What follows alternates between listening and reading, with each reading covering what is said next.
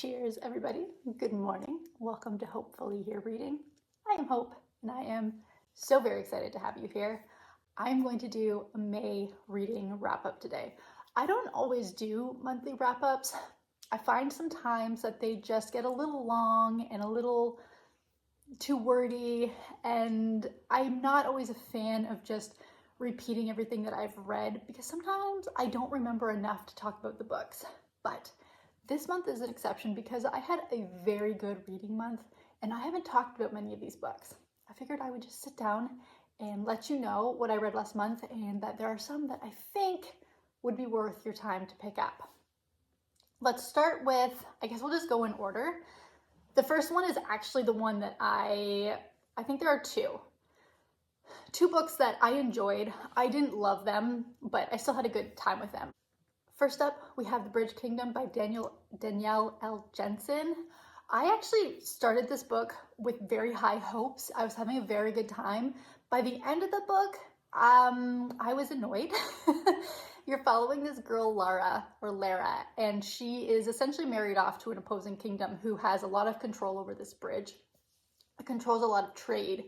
And she's married off to infiltrate this kingdom and then help bring her dad, the king of this other land, into power there so they can take it over. And she's just like one of those characters where she thinks she's so badass and she's this great like spy, but she's kind of an idiot at the same time, just doesn't see what's actually happening. And I think that's what really drove me crazy to start with her, was just her complete naivety, but also her assumption that she's just so great at her spying abilities. Anyways, by the end of it, I was just annoyed too much. I'm not going to be continuing this series. It started out, I was having a very good time, like I said, and then just more and more I was stuck with this protagonist the less and less I wanted to read. So the book in itself, I had an okay time with, but the series is absolutely not going to be for me. I also read The Golden Raven by Nora Sakavic, and this is a continuation of it's the All for the Game series, I believe is what it's called, and this is number 5, and you're following Jean and Jeremy in like this one and the previous one. I had a decent time with the first 3 books where you're mostly following Neil, and these two, like, they've been okay, but I think I was expecting a little bit more from these books. I know there's another book that's to come out, so I'm kind of hoping it wraps things up nicely, but you're following, it's such a weird world where the sport Exie is kind of these guys' entire, guys and girls, their entire world, and there's like kind of mafia ties to this sport and stuff. It's really weird. It's not a series I would ever recommend to anybody, I don't think, because it's very bizarre. I don't even remember how it is that it came into my radar, but I read this book and I will look out for the final, I'm assuming final book in the series, but it wasn't my favorite.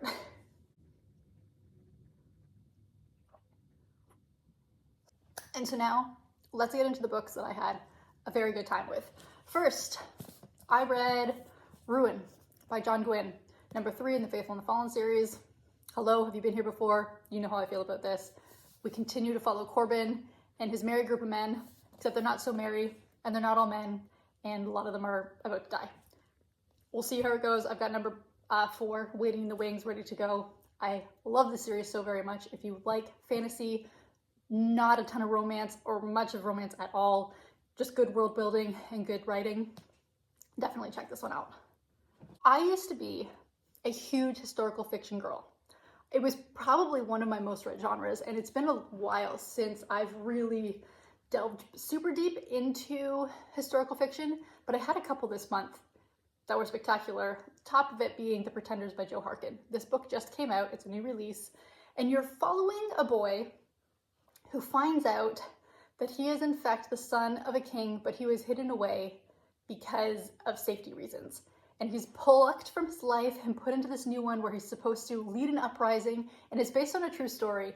And you're following the voice of the protagonist. I can't remember his name right now because he goes through a gazillion names. Let's actually find out if I click on this. Because his identity keeps kind of having to change just to like fit the story. He starts off as John and then becomes Lambert, and it goes from there. And his voice as a young boy going through this transition is so well written. It's very amusing, but also kind of what, like the puppet strings being pulled on him and those around him is fascinating just because of the politics of wanting to dethrone a king or ally with a king in a certain nation. It's absolutely fascinating, and I had a great time reading this book. If you like historical fiction, or even if you don't typically like historical fiction, there is something about the way this book was written that is very readable. It's not too dry and bogged down in historical details, which can definitely happen. And I just thought the voice of this boy who is leading this charge and doesn't really have any idea what's going on around him was done impeccably. Such a great historical fiction book. I loved it very much. I read The Poppy Fields by Nikki Erlich, and I actually did an entire video of this in Dope or Nope. You are following a group of characters that come together and they're trying to get to this poppy field, which is essentially where you can sleep through your grieving process. And there are side effects and then relationships formed. It was a really interesting premise. I had a good time reading this book. If you want more, I would definitely say go check out that video. But had a good time, and Nikki Erlich is somebody that I will continue to read from because I always seem to enjoy what she writes. I finally got to reading Wild by Cheryl Strayed. This has been on my shelf for such a long time. I've heard nothing but very good things about it, but for some reason just never felt compelled to pick it up. Anyways, I pulled it. I have a little cup up there, my The World Needs More Canada mug that has all of my unread physical TBR, and I pulled it the other day and was like, all right, I guess this is what I'm reading. It's so freaking good. It's such a readable nonfiction. It's memoir. It's written like a story. I absolutely loved it. I can see why it became a movie. I think it would be such a great and easy, I think just the jump from page to screen would have been a fairly easy process. And in it, you're following Cheryl, obviously, and she is grieving the loss of her mom. Also, her marriage has fallen apart, and she decides, kind of on a whim, but without any training, to just go hike the Pacific Crest Trail, which is a very strenuous hike. And it's her story as she's going along the trail and kind of her, not meanderings, because it's not like stream of consciousness, like thought processes, but just what she has to endure in order to make it through this. And you get flashbacks to parts of her life and why she is where she is and why she's feeling certain ways. It's very, very well written. And I know it's an older book. I think like 2012 is when it came out. Yeah, but it is still absolutely worth your time. If you haven't read this yet, definitely pick it up. As a little palate cleanser to some of the heavier books that I read this month, I did read the new Blue Rebel Ranch book. What is it? Wild and Wrangled by Layla Sage. This one wasn't my favorite. Number 3 is definitely my favorite in this series. So in this one, you are following Dusty and Camille. That's their names, right? Yeah. You're following Dusty and Camille. It's a second chance romance. So you're kind of seeing how they got together in the first place, why they broke up, and then later on in life, it's been probably at least 10 years. I don't remember exactly how long the time jump is. And they end up having to kind of live together, not in the same house, but circumstances bring them to the same tract of land, and they are figuring things out. I like Layla Sage's, I like her relationships because the miscommunication trope is not used very oftenly, or very oftenly. What? Miscommunication is not used very often or very frequently. That's the exact same thing. But in this case, it wasn't miscommunication, I guess, so much, but there was just something about the way their first relationship ended and how they got back together. I don't know. The chemistry wasn't there for me the way her other partners have been, the way her other pairings have been. And so this one wasn't my favorite. I still had a good time with it, but I would say it's probably like my 3rd favorite. I think 3 and 2, I think it was 3, 2, 1, 3, 2, 4, 1. Maybe that's what it is. But either way, nothing can beat number 3, but I still had a good time with this book. Another new release I was able to read was The Names by Florence Knapp. I loved this book. You are following a woman who is in an abusive relationship, and she is going out one day to get the official birth certificate for her son. And it's assumed that he is going to be given this certain name, but she doesn't like the name. She doesn't want to give him that name. And as she's walking to the place, the registrar's office, you see different scenarios where she chooses a name for her son and it kind of tracks his life through decades. And you figure out how a name could potentially shape a person and how her choosing a name for her son shapes her life. And it's a really interesting look at what these choices do to their family unit. And then you get to the end and I thought it was wrapped up really, really well.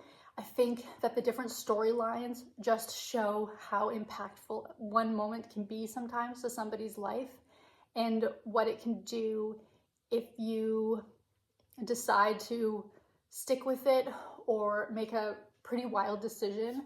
It's a very sad, it's sad, but there's hope in the book, and it depends on what timeline you're following too, what you feel towards the certain characters. I thought it was done very well. I think it was very well written, being able to keep everybody straight and be able to know who you were with in each timeline was done really well. And I don't know, it's a book that had an interesting premise, and I don't know that I haven't heard anybody else talk about it, I don't think, but I think it's definitely worth picking up, particularly if you like just a good fiction book. This is absolutely one that I would recommend.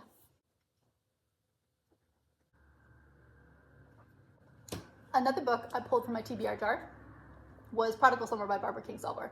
Again, this book has been sitting on my shelf for over a year, and I didn't really know what it was about. So I went into it with a little bit of trepidation because I wasn't sure what I was getting myself into. But listen, Barbara Kingsolver, she just knows how to write a book, and this was no exception to the rule. It's freaking fantastic. I might have liked this more than I liked the Poisonwood Bible. I mean, don't hold me to that necessarily, but I really enjoyed this. And then you're following, what are their names?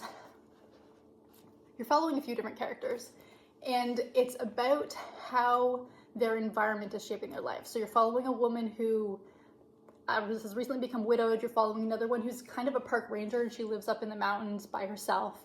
And you are following this older man who has problems with his neighbor, who is an older woman.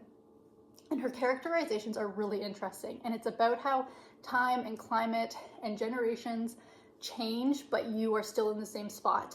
And she's just so good at storytelling. I had a fantastic time reading this book. It takes place over one summer that is unseasonably warm and how everybody's trying to survive in their environments. It's fantastic. And I feel like it's a book that touches on climate change. I don't love climate change books because, let's be honest, they're just a little bit too close to home, and it can be a little daunting and terrifying as to where things are going. And this has a climate change. It's not even an undertone, it's an overtone. It is very overtly there, but it isn't an in-your-face terrifying prospect the way she writes about it, even though you know that there are very big and bad implications.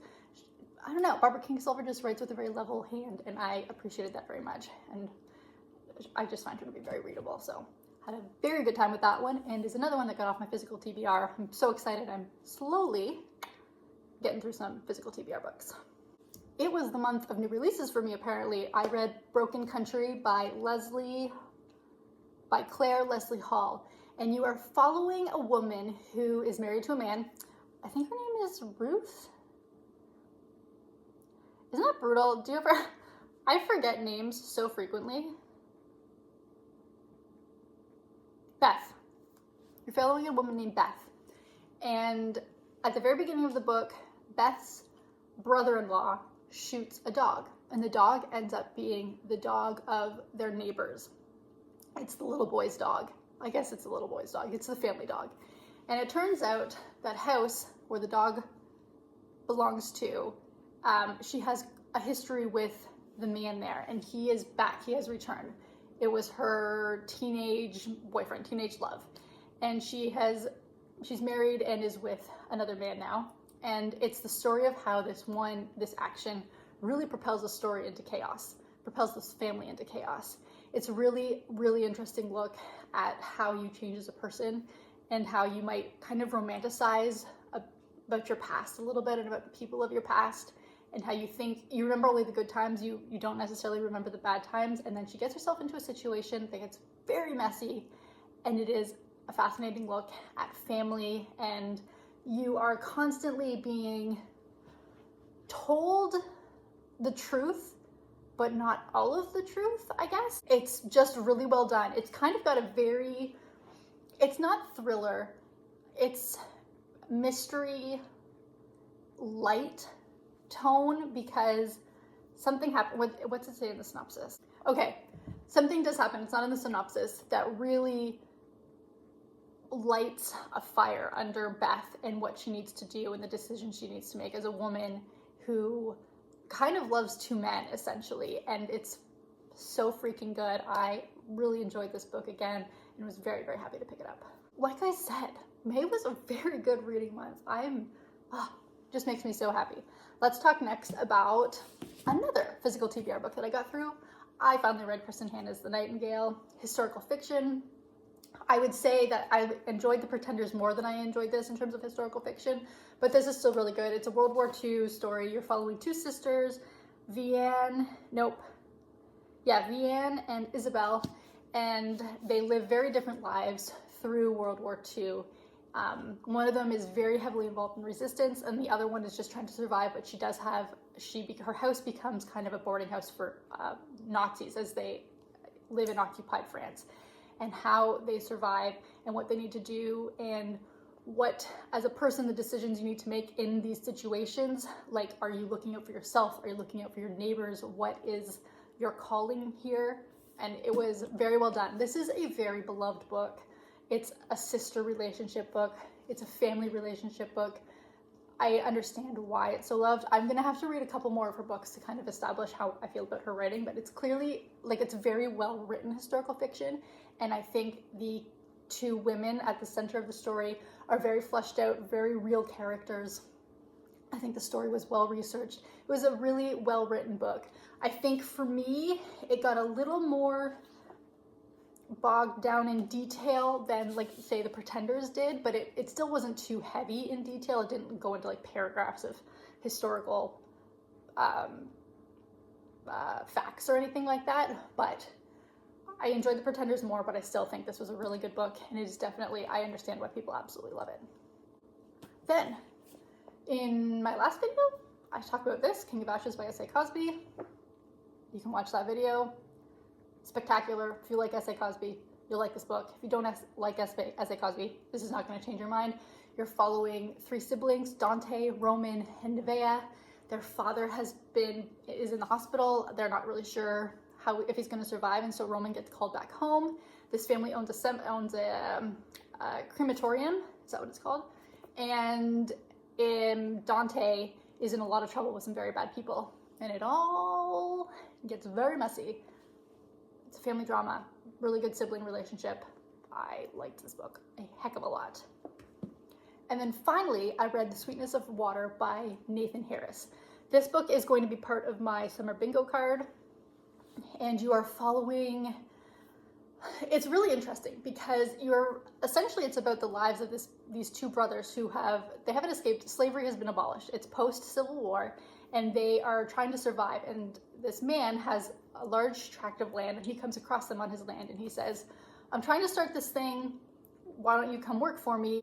And at the beginning, they're pretty opposed to the idea. They don't want to work for anybody anymore. They want to go kind of find their own way in the world.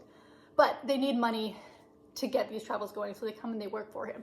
So you actually, for the most part, the point of view is, a lot of it is, I think his name is George, and he's trying to grapple with society around him and how he wants to treat these men and how society is treating these men, and then how he is treated because of how he's treating these men.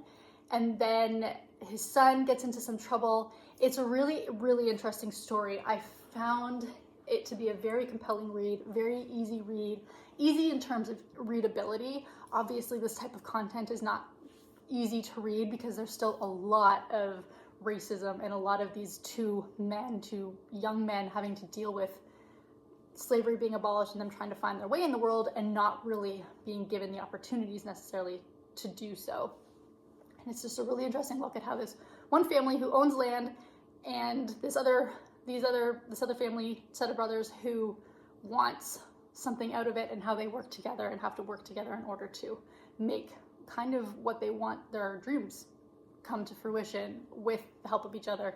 And I just thought that it was very, very well done and very well written, and I enjoyed myself immensely. I in fact have an ARC copy of Nathan Harris's next book, Amity, and it's very similar. So Nathan Harris seems to write kind of about this post-Civil War era, with Black characters obviously being the center of it, and I'm looking forward to reading that a lot because of how much I enjoyed The Sweetness of Water.